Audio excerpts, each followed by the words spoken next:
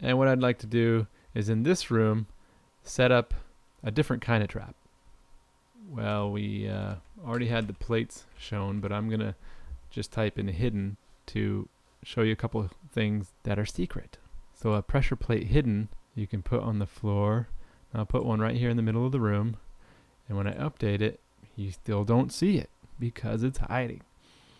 And I'm gonna make a spawner to spawn a monster, and you have to trigger the spawner somehow. So I'll link this hidden pressure plate with a connector to the spawner. So when you step on the pressure plate, activate, then it targets the spawner and activates the spawner. Now in the spawner, what are we going to have it spawn? We'll have it spawn another snail.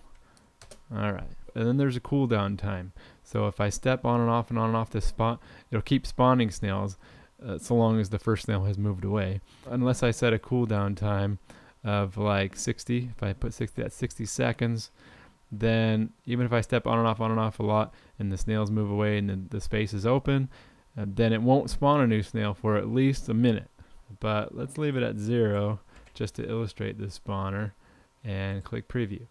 So here I am, nothing's happening, there's no snail, but if I step here, boom, the snail pops in and he moved away, and I can step again and pop in another snail, and then I can, oh, that snail stepped onto the plate and spawned another snail. If I step on it, there's another one. Yikes, this place is getting to be full of snails. Now he stepped on there, but I'm here, so the snails couldn't warp in.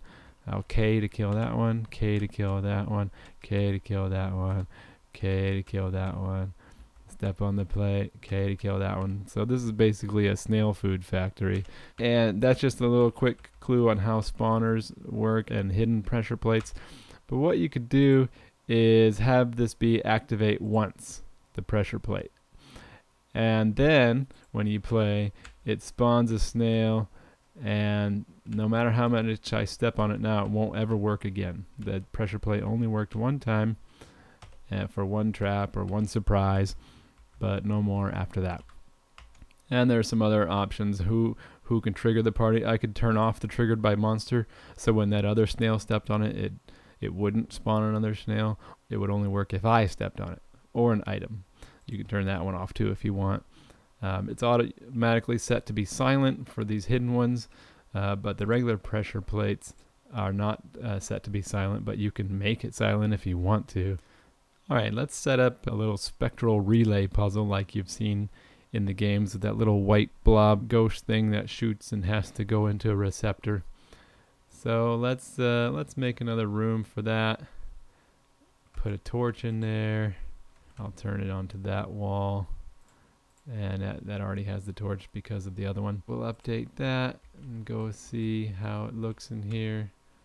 Okay, and what we want to do, we'll put the statue, it's called a demon head, so let's put that thing over here.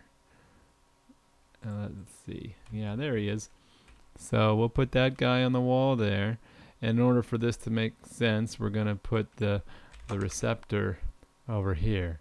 Now you see there's an option for a hidden one. There's the receptor on the wall. So a hidden one, you just wouldn't see it, but it would work just like one was there. And then what you do is you set up a spawn to make the blob spell. We'll create the spawner.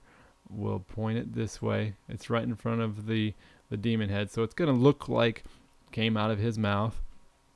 And then on the receptor, you have it be activated by Blob. That's what it's default to.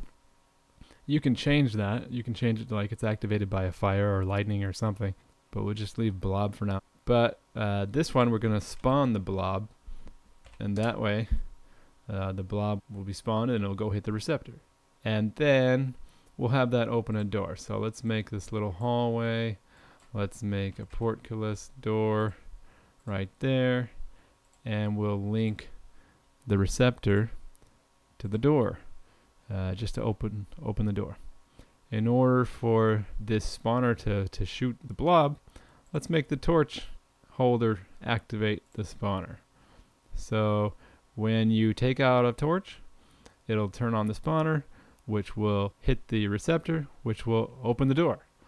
Let's see if it works. Okay, so there's all our stuff. Oh, nope, didn't work. Guess we have to see what's going on here. One last thing I forgot was I want this to work when you remove the torch. So in the torch's properties, I need to have the event be deactivate. So when you deactivate the torch holder by removing a torch, that will activate the target, which is the spawner. That should be all set. Let's update it. Let's move that so we can see it better. Let's try it over here. So let's put a piece of wall right there. You right click to put walls and you left click to put tunnels. Let's move that torch over here and rotate it so it's on that wall right there. Okay, now it's still linked over to that guy, and as soon as we take it off, boom, it worked. Let's try it again. Stop, start. Oh, we're way down here. I forgot to update the starting point with a Y right there. Stop, start. Okay. Torch, here it comes. And it opened that gate for us.